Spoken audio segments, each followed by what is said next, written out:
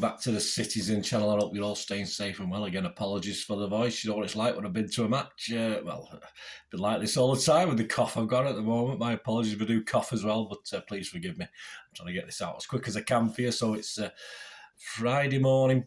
I managed to scrounge a day off work because I did 2 extra shifts in the week. So everyone's in apart from me, but they'll soon be home. So it'll be me suffering tomorrow, Christmas Eve, when I have to go in work. Right, we're going to have a look back at a good night at the Etihad. City 3, Liverpool 2, the Carabao Cup.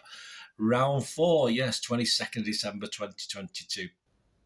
8 p.m. Yeah, a stronger team than I anticipated. Obviously, the guys coming back from the World Cup are physically right. They were checked over, and some of these guys are able to play, and that's fine by me. I wasn't aware of that. I thought they might need 3 or 4 days sort of acclimatisation, and then Pep would rest them a little bit. But hey, no messing about with Pep.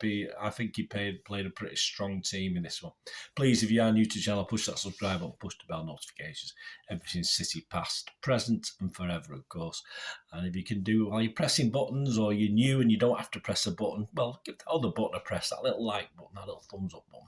Much appreciated. Right, let's have a look at the team first. Ortega, Lewis, Akanji, Laporte, Ake, Rodrigo, De Bruyne, Gundogan, Mahrez, Haaland and Palmer. The bench, strong bench. I never envisaged this in a million years. Carson, Walker, Stones, Cancelo, Grealish, Gomez. Now, I think Gomez is a funny one. We might talk about him in the talking point show a little bit. If he didn't get a game last night, it doesn't bode well for me. I don't think Pep's trusting him. Obviously, he's just come back, hasn't he? So, yeah, interesting. It'd be interesting to see Bernardo, Foden and Robertson made up the rest of the bench.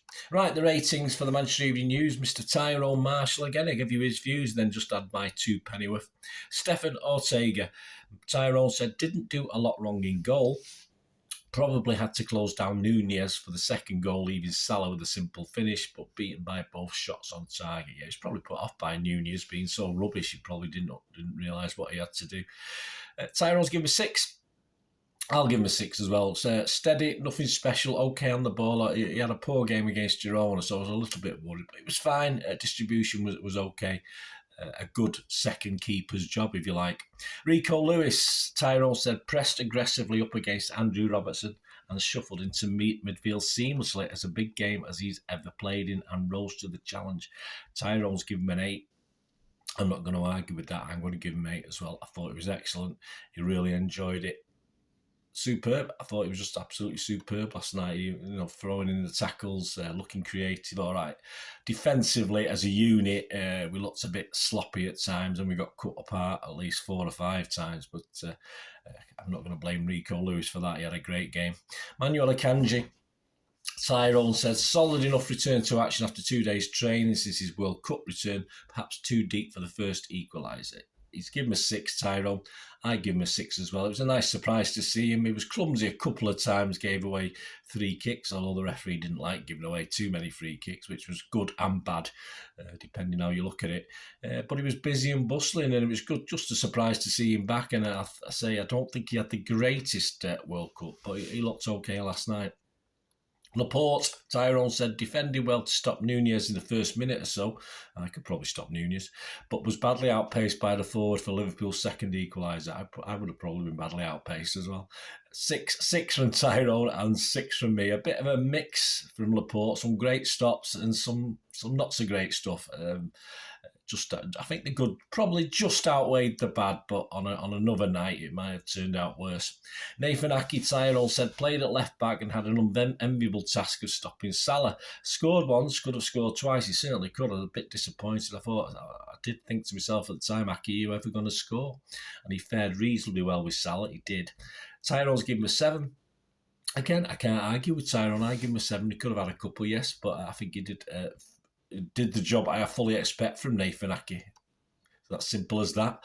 Rodri, Tyrone said, set up Mahrez's goal with a very quick pass. Yeah, he's good at those little chip passes, isn't he? He's excellent. I must admit, he does actually throw them in every now and again.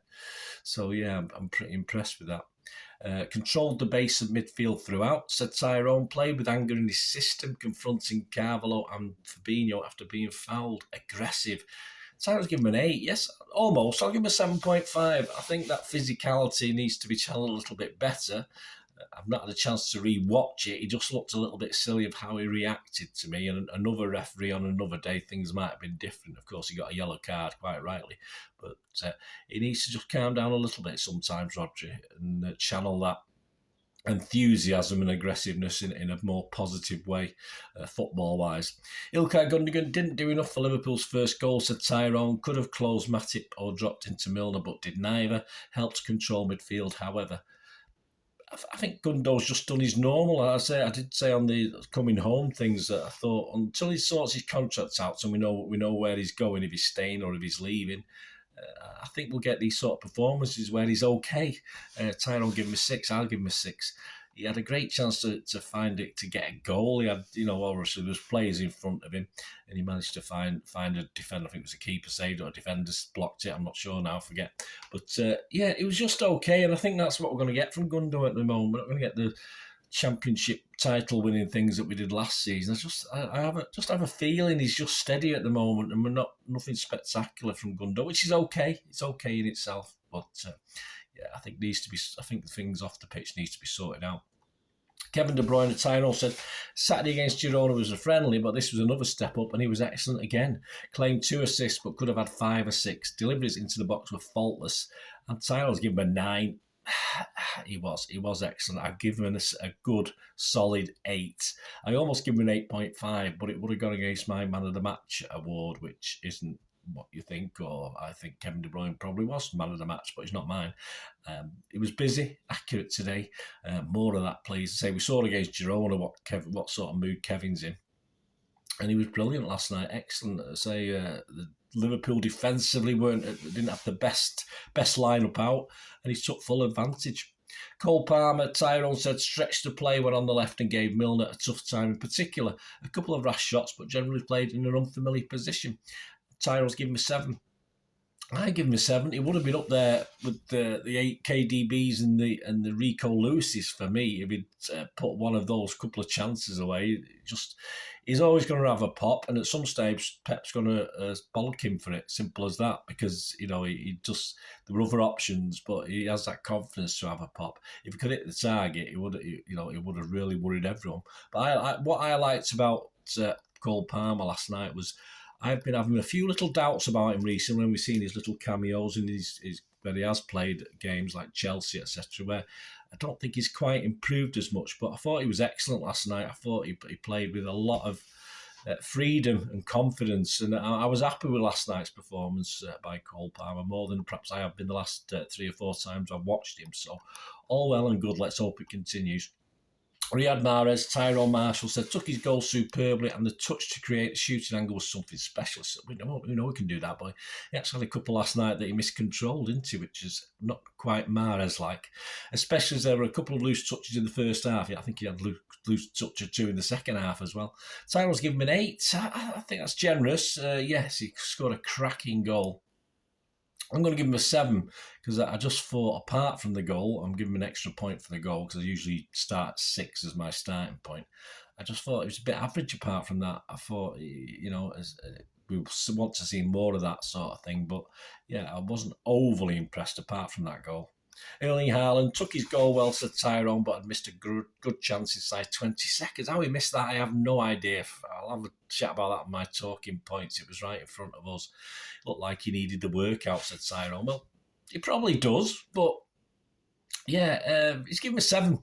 Tyrone's given a 7. I give him a 6.5. It was a great goal, but again, apart from obviously keeping players occupied against a pretty naff Liverpool defence, perhaps he could a little bit better. But as perhaps Tyrone's right, he needed the workout, and it was almost, that miss was quite comical. It was that far off target for where he was. I just thought it was going to ripple into the net when he got the ball. But hey, we'll talk about that in talking points. So Tyrone's given me a 7. I've given him a good solid 6.5. So perhaps been a bit mean, but I just wanted a little bit more, even allowing for the fact that he played against Girona and looked equally not quite at the pace. So again, today, not quite at the pace, but he's a big lad, he's there and he causes problems. Substitutes, John Stones, Tyrone said, fairly comfortable after coming on. Tyrone gave him a 6. I'm going to give him a 6.5.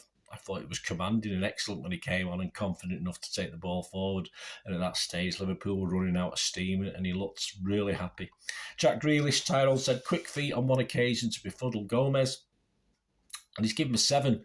I wouldn't normally mark Jack Grealish. I don't think he was on that long enough, but I'll give him a 6. I'm just a bit disappointed. He does have, again, the Nearly Man, we call him. If you listen to Bolt from the Blue, and I've called it him on this, I just call him the Nearly Man. He just does something really excellent. As I say, I'm a big Jack Grealish fan, and I want him to do really, really well. I just think we need a little bit more end product to his build-up, and we saw that last night in his small cameo as well. Perhaps played for England, we've seen it as well. Phil Foden came as a false 9, said Tyrone, but saw little of the ball. Yeah, I don't remember him touching it particularly. Tyrone gave him a 6 anyway. I'm not going to mark Phil Foden. And Bernardo Silva came on for the final few minutes to the old Bernardo song. Yeah, again, no mark from Tyrone and certainly no mark from me. Just great to see Bernardo back as well. And yes, I think generally KDB was possibly man of the match, but because of the circumstances, you know me, I'm a soft sod. I'll say Rico Lewis for my man of the match. I thought it was absolutely superb under the circumstances. Pep gave him his head, let him do things. As I say, I'm not going to particularly say he was any particular fault for any of the goals. He did cut through us a little bit too easily, but there's 4 or 5 guys around him who should be doing a little bit better as well. So I'm going to give my man of the match Rico Lewis. Let me know what you think, guys. Let me know what you think about the players. Scores for the players and Rico Lewis and Cole Palmer, etc., the younger lads. And Gomez, yeah, let me know what you think about Gomez. So I will be talking about that in the Talking Point show, but yeah, Gomez, where does Gomez go? He might not be fit enough. And yes, I've just heard or read that Calvin Phillips isn't fit and Diaz might be out for a little time now. How true that is, I don't know. It's just Twitter talk at the moment, but that's a little bit of a worry with a long running to come, say 6 months of football ahead of us. That's a bit of a worry already. And yes, join me for the preview show for the Leeds game, which is on the 28th of December, so there'll be a preview and an odd show. Check out my Mark McCarthy special, my Manchester City History Boys special Mark McCarthy shirts. So when we look at a shirt City wore only the once in not the greatest game at Highbury in the late 80s. So check that out. I take Mark McCarthy's ideas and just give you a bit more information on it. And obviously Mark is tremendous, giving you support as well, guys. He has a great YouTube channel as well, obviously with his City shirts. You probably all know anyway, but please check that out if you get a chance. And let me know your thoughts. Thanks for watching, guys. Yep, good victory for City. Let me know what you think about the next round. We'll talk about that in Talking Points, of course. We now know our quarter-final opponents as well. Thanks for watching. Till we meet again. That's one thing, don't I? Please stay safe, Blues. Come on, City. Bye for now.